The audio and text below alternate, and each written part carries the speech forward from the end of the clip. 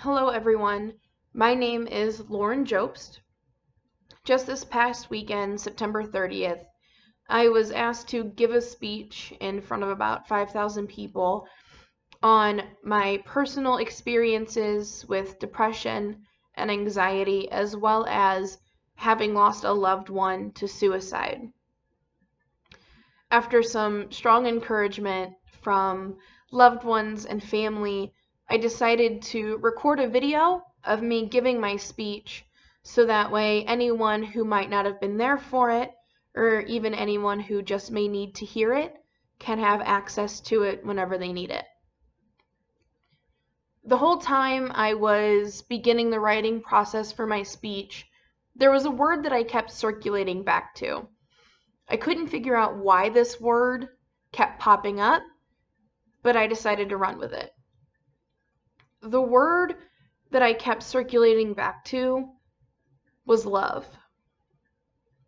What is love? Is it the rush of a lifetime?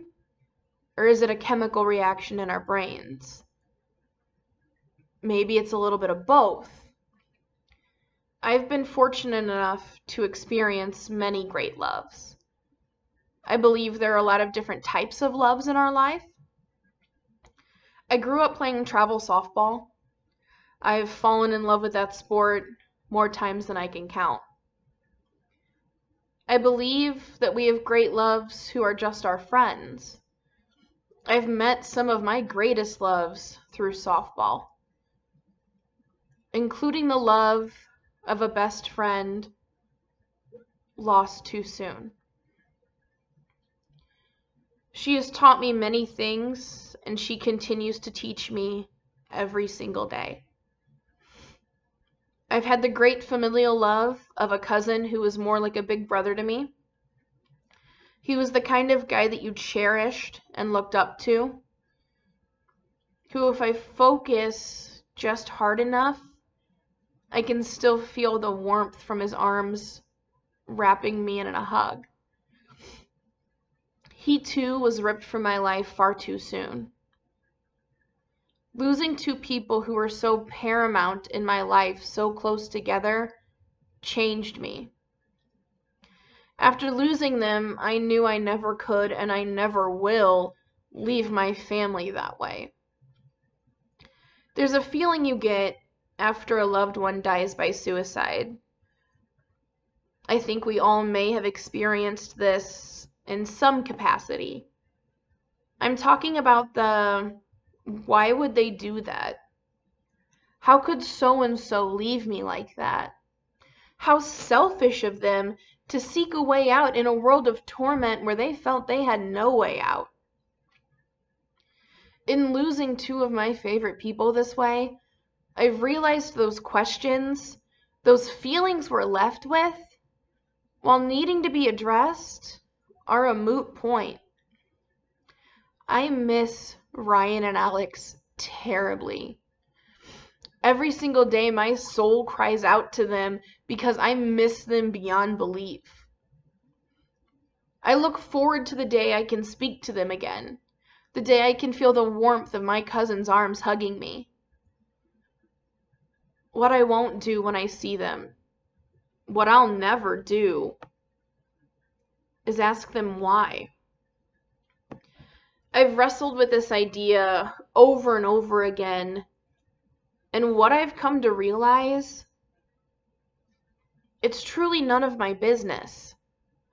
I've made myself sick picking through the events that surrounded their death, and the only thing I've found as far as a resolution is they're at peace. I realized that me spending every day wishing they would come back and wishing they had never left, I was the selfish one. Back to the great loves of my life.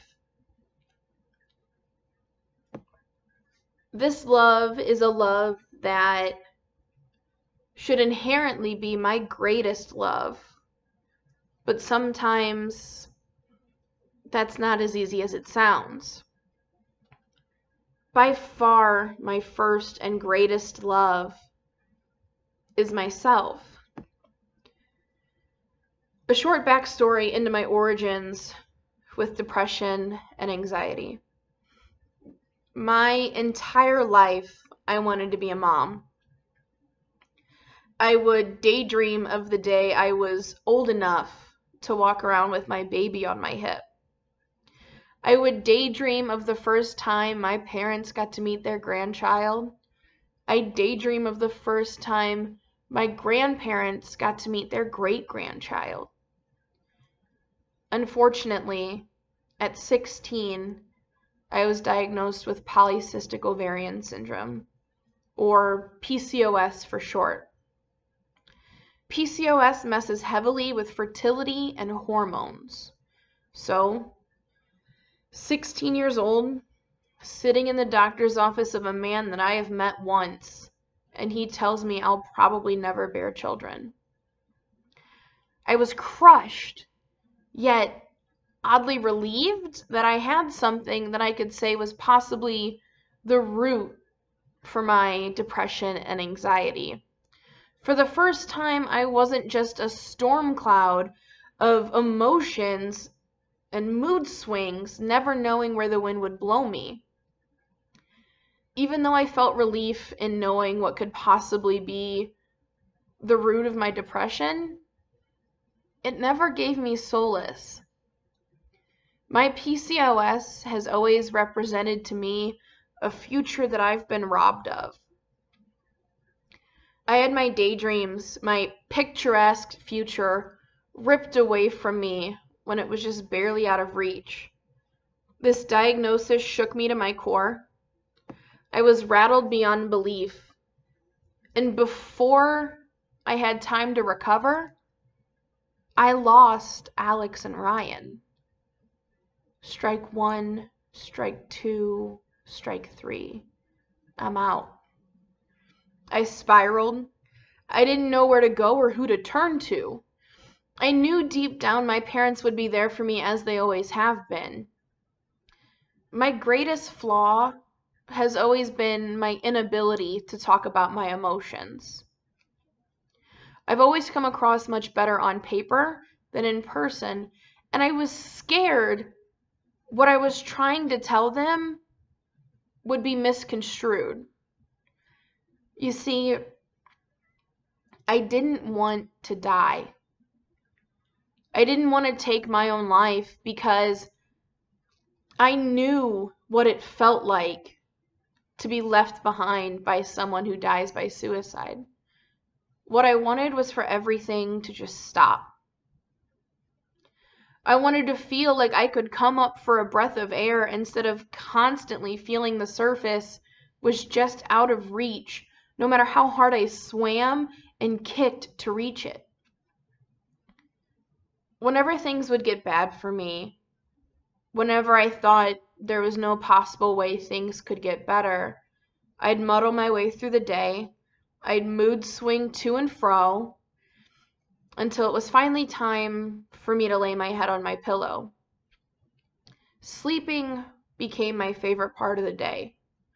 Sleeping is what I always looked forward to because it was like small blips of not living. If I was asleep, I didn't have to constantly stress over what was plaguing me. Most days when I'd wake up, I'd feel better. Not every morning, but most mornings. It was as if my mind's slate had been wiped clean and I could start the day anew with nothing weighing me down. This came to be my coping mechanism for far too long. I'd deny there was anything wrong with me and just sleep as much as I could in the hopes of finding some reprieve from my demons, in the hopes I'd feel halfway normal when I awoke. There finally came a day when this no longer worked. I woke up feeling way worse than when I had fallen asleep. I knew I needed help. I was screaming out for it, but I couldn't find the strength to open my mouth. After a day of living hell, around 11 p.m., I went into my mom's bedroom and plopped myself on the foot of her bed. I I was exhausted from mentally fighting myself all day. I needed her help, and I thought just maybe putting myself in her presence, she could use her innate mom pickaxe to chip away at the walls until she could uncover what had been occupying my mind for days. My mom, for those of you who don't have the pleasure of knowing her, is an incredibly intelligent and warm woman. There's nothing in the 23 years of me being her daughter that would lead me to believe that she wouldn't help me. I knew, and I still know, that her kids will always be her top priority. What happened next, I'll never be able to thank her enough for. She looked at me, starfished across the end of her bed, just a defeated lump of exhausted human. Honestly, I barely felt human. I could feel her survey me, and she spoke 2 words to me in a tone that told me I had her full attention. What's wrong? I hesitated. I had no idea where to start. I was scared that if I opened my mouth, a flood of words could come out that I'd never be able to stop. I took a deep breath and tried to say it as succinctly as I possibly could. 7 words are what I managed to get out. I'm scared to be alone with myself. You see, I knew I didn't want to die. I just wanted the world to stop spinning for a second. I wanted a moment to catch my breath and survey my life. I'm scared to be alone with myself, every word dripping with help me, but I didn't know how to ask for help.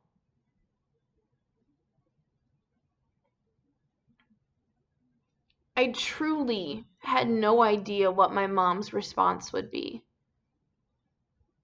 Her response saved my life. She didn't coddle me. She didn't pull me close in a hug and rock me, telling me everything would be okay.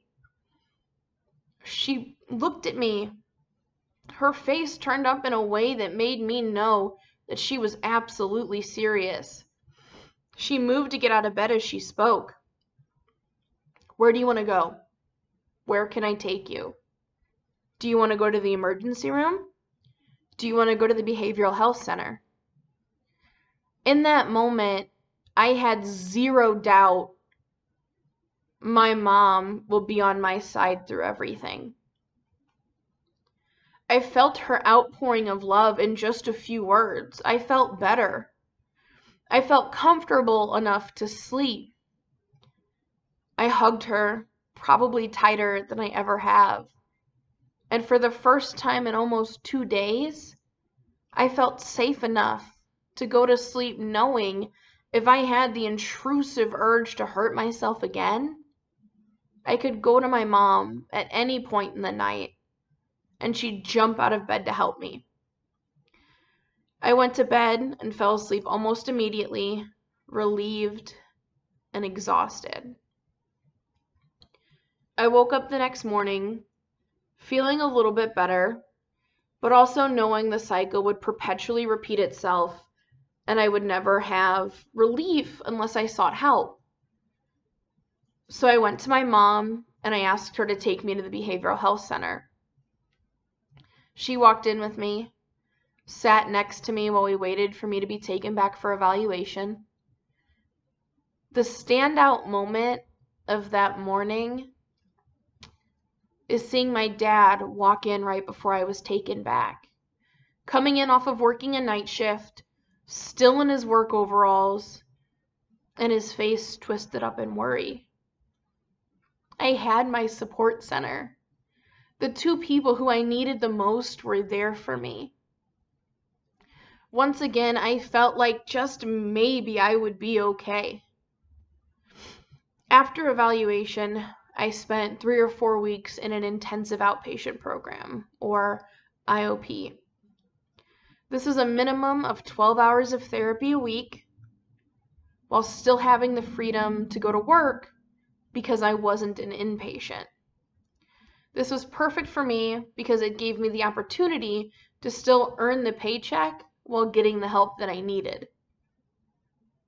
Through the many years I've struggled with depression, I have been to the deepest, darkest parts of my soul, and I've come back screaming a warrior's victory cry because I knew, and I still know, that I have left a torch in the deepest, darkest part of me. This torch left with the intention to illuminate my way to self-discovery.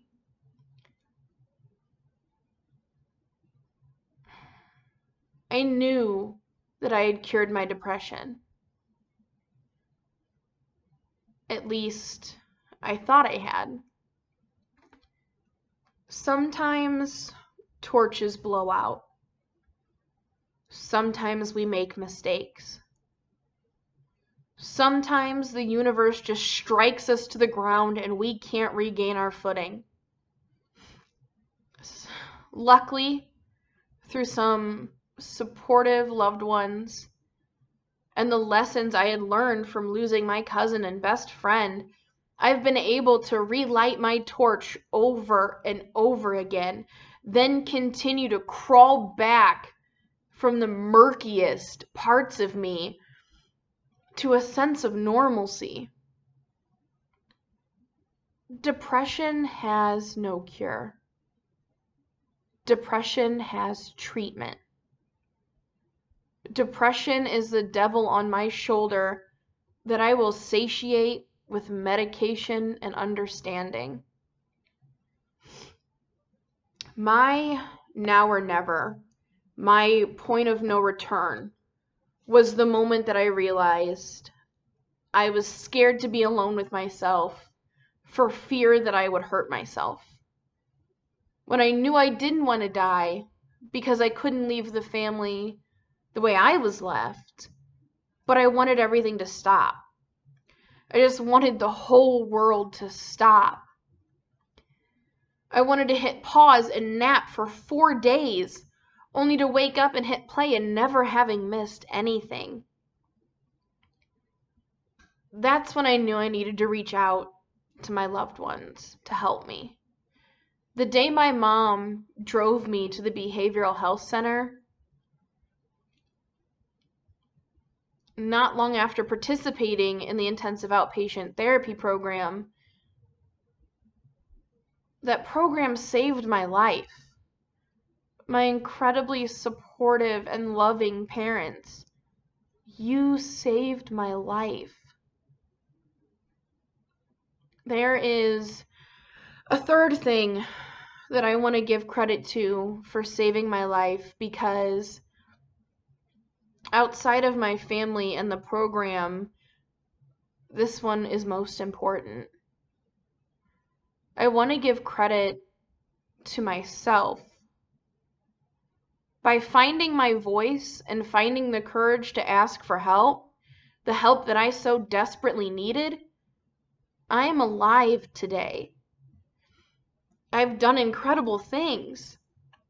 I've gotten to swing in a hammock with my dad, something that I've missed greatly and haven't been able to do since our childhood home. I fell into a deep, deep like with someone.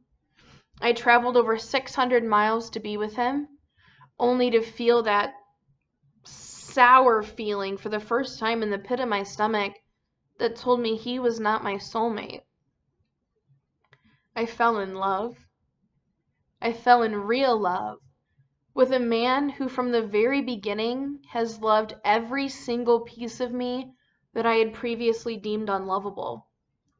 The most perfect man who took all of my scars and my heartaches into his hands and nurtured them constantly and showed me the beauty in them until I too learned to love them.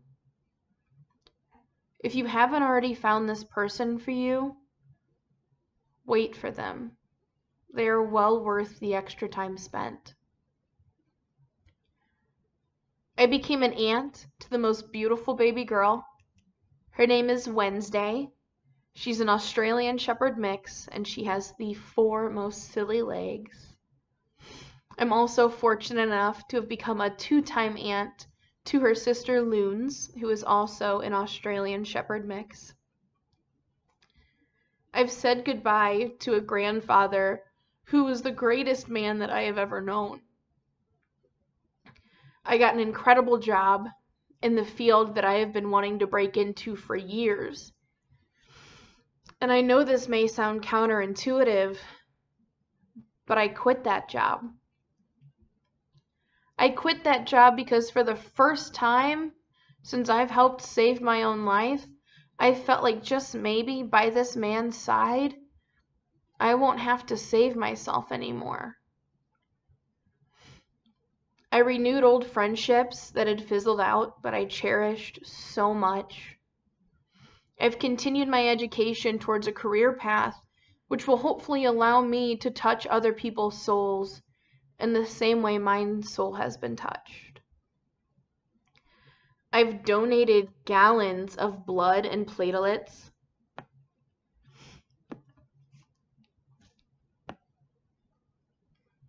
For the first time ever, I was introduced to my boyfriend's family.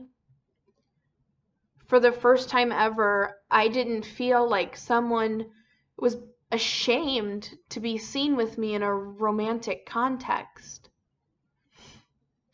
The big takeaway from this, the golden nugget of information I want you to remember is that healing is not linear and to let people help you.